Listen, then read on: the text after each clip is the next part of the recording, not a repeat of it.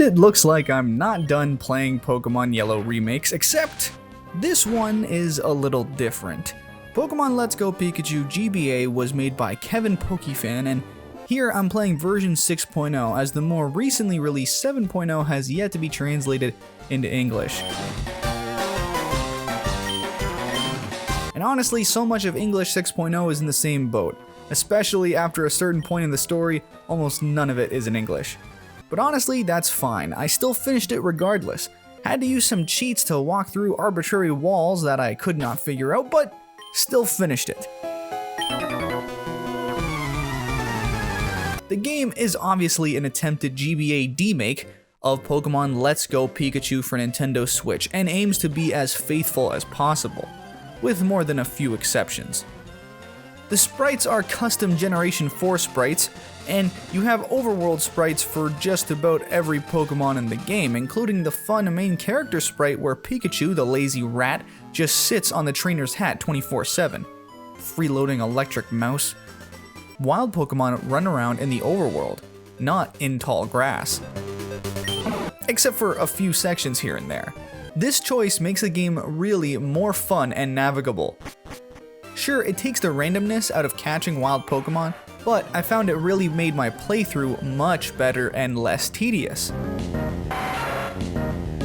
It really allowed me to build a team that I wanted, as I could quickly see all the wild Pokemon available to catch in each route. Sure, there is slowdown when there's a crapload of Pokemon on screen at once, but honestly, it's never that bad. Obviously, I stuck with Pikachu, randomly found some starters in a PC box, so I used an Inteleon, a shiny Muck, a Corviknight, a Gardevoir, and a Primeape. And yes, you did notice that right, there's way more than just the original 151 Pokemon in this ROM hack, going all the way up to Generation 8. There's other quality of life enhancements too. Basically everything that's present in the Switch release, but with no concessions, as well as not only catching wild Pokemon with touch or motion controls. With features like EXP share being on all the time and experience points from catching Pokemon, not just defeating them, it's not a game where there's a need to grind levels. As a matter of fact, you see every Pokemon in your party gain the experience points too, not just a single text prompt of your team gained experience points, you see every one of them. So if you're somehow playing this on original hardware, be warned, there's no skipping this. The game itself is easygoing, but with still a fair amount of challenge for those who wish to seek it. In many instances, it's highly impressive to see Kevin Pokefan having so many moving sprites in an area at once, even in the era of CRFU ROM hacking. I'm actually not even sure if Kevin Pokefan used CRFU, but it would make a lot of sense. So, how does the hack function? Well, you get caught going out into Route 1 with no Pokemon, Professor Oak grabs you to acquire your Pikachu. You will never forget this moment. And you're off, basically doing an amalgamated version of every official version or remake of Pokemon Yellow. Okay, well, without Jesse and James, unfortunately. Yes, you know, they're absent. But in its place, there's other things, like randomly getting blessed with a shiny Mew immediately upon entering the game. You know, sure, yeah, just give the player a shiny Mew. Whatever. And Generation 8 starter Pokemon? Okay, cool, why not? You move from town to town, gym challenge to gym challenge, story event to story event, in different and new ways. Your Pokemon evolve, you change out Pokemon in your party for new ones that you catch, it's all here and crazier than ever. The further you progress, the challenge in battles rises as well, but it's still all doable for a completely casual playthrough.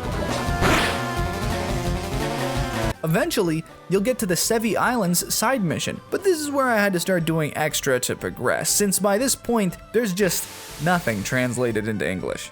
But here you have these Sun and Moon styled interdimensional portals where you get one shot to catch a select legendary Pokemon. These range from the original 3 Reggies, the legendary dogs, all the way to Eternatus. So, just in case Kevin Pokefan didn't give you enough crazy, overpowered muscle, he throws in this section just for good measure. Only after I messed around walking through walls did I have a fateful encounter with Deoxys, and man did they make it just impossible to catch. Eventually you can progress past this point, I guess. I had to cheat my way through this section because I was very much stuck and no one online had talked about this section, so I was kind of left to my own devices. Quite literally. But after that, it's basically just progressing through the normal events of the game. You stop Team Rocket, conquer the Pokemon League, it is the classic Kanto journey. With of course some surprises along the way.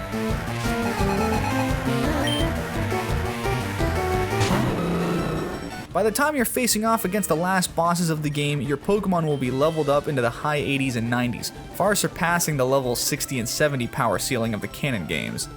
But again, since experience points are basically given away like aspiring rapper SoundCloud mixtapes, getting your Pokemon to these staggering levels isn't that much of a challenge. It's not easy, but it's definitely not horrifically hard. I'd love to have a more comprehensive English translation of version 7.0, but for what I played here, I had a really good time.